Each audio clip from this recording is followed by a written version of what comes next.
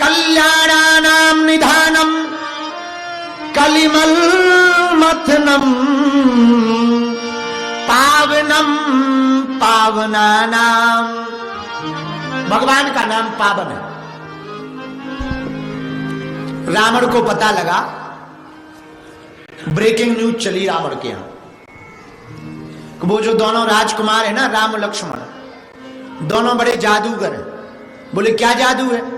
बोले दोनों पानी में पत्थर तैरा देते। तो रावण की प्रजा ने जब ये न्यूज सुनी टीवी पे, तो प्रजा ने कहा कि बताओ, जब वो दोनों लोग पानी में पत्थर तैरा सकते हैं तो पत्थर बरसवा भी तो सकते हैं। तो प्रजा बोली बिल्कुल बात सही है। तो बोले करें क्या?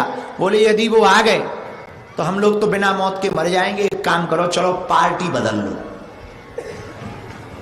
तो बाकी लोग बोले कौन सी पार्टी में? बोले उसी पार्टी में हो जाओ तो अपन बच जाएंगे। तो पूरी प्रजा रावण के पास गई। रावण बोले ये सब लोग घूम कहां रहे हैं? प्रजा बोली घूम नहीं रहे हैं, पार्टी से इस्तीफा दे रहे हैं। रावण बोले मतलब? रावण बोला मतलब? प्रजा बोली आज के बाद आपकी पार्टी से हम इस्तीफा दे रहे हैं, दूसरी वाली पार्टी में हम सदस्यता ले रहे। रावण बोले क्यों? प्रजा बोली महाराज मरना थोड़ी है।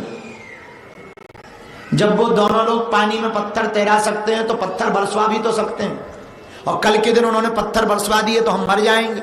वो तो बड़े जादूगर हैं, पानी में पत्थर कहीं तैरता है? रावण बोले टेंशन ना लो, ये जादू तो हम भी जानते। प्रजा बोली तुम बातें लंबी लंबी फेंकते हो, करते कुछ नहीं हो। हाँ, फेंकते ही भर रहते हो, कुछ करते धरते नहीं हो। जब पहली बार वो बंदर आया था तब हम लोगों ने कहा था कि लंका जल रही, तुम कह रहे थे हाँ हाँ जल रही, रुक जाओ टेंशन ना लो। पर किया क्या? कुछ किया नहीं है, बातें ही भर फेंकते हो। इसलिए हम तुम्हारी बातों में नहीं आएंगे, करके दिखाओ। ध्यान से सुनना, नाम जब कितना महान है प्रभु का। रावण बोला चिंता मत करो, कल हम तुम लोगों को समुद्र में चमत्कार करके दिखाएंगे, पानी पर पत्थर तैरा के दिखाएंगे। प्रजा बोली हम तैयार। अब दूसरे दिन भीड़ जुड़ी, सब राक्षस गए। राक्षस की पत्नियां गई, छोटे छोटे राक्षस भी गए, पतले पतले राक्षस भी गए, मोटे मोटे राक्षस भी गए, काले कलूटे, छोटे छोटे बाल, छोटी छोटी आंखें, भारी शरीर, सब राक्षस जुड़े। अब रावण आया किनारे पे, बोला पत्थर लाओ। राक्षसों ने सोचा 5 किलो का क्या लाना है, 50 किलो का लाओ। अब तैराना ही तो है, 5 केजी का क्यों, 50 केजी का तैराया जाए।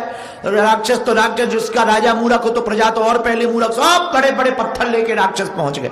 लो महाराज, रावण ने लिया एक पत्थर, जितने मंत्र जानता था सब पढ़ लिए उसने, और जैसे ही उसने समुद्र में डाला सोई पत्थर डूब गए।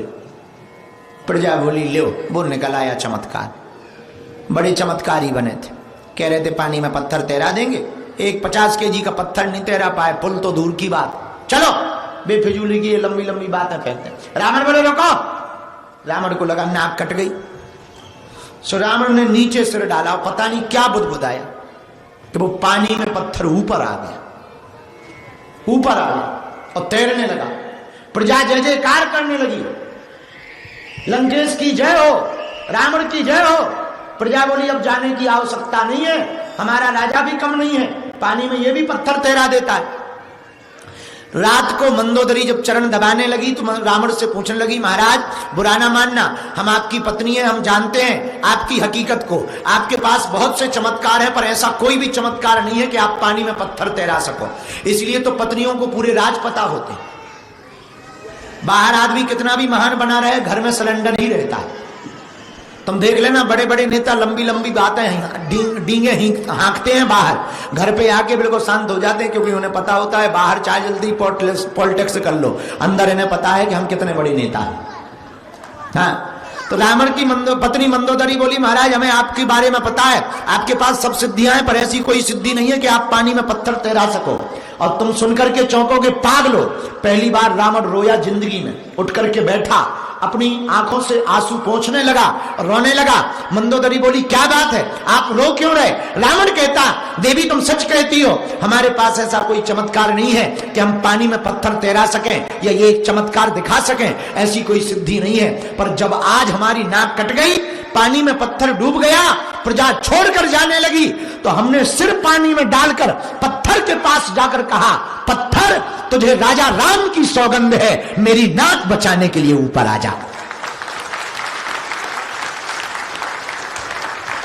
तो हमारी नाक बचाने के लिए वो पत्थर ऊपर आए।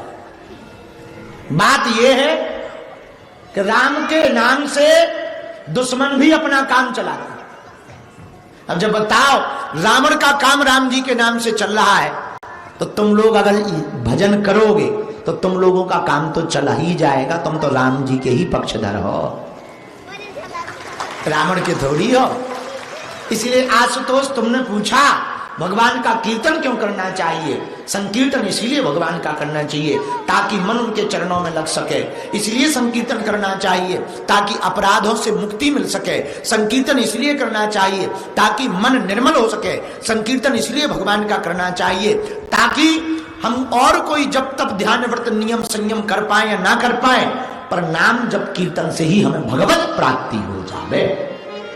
बोलो सीताराम, जोर से बोलो, और जोर से बोलो, और जोर से बोलो।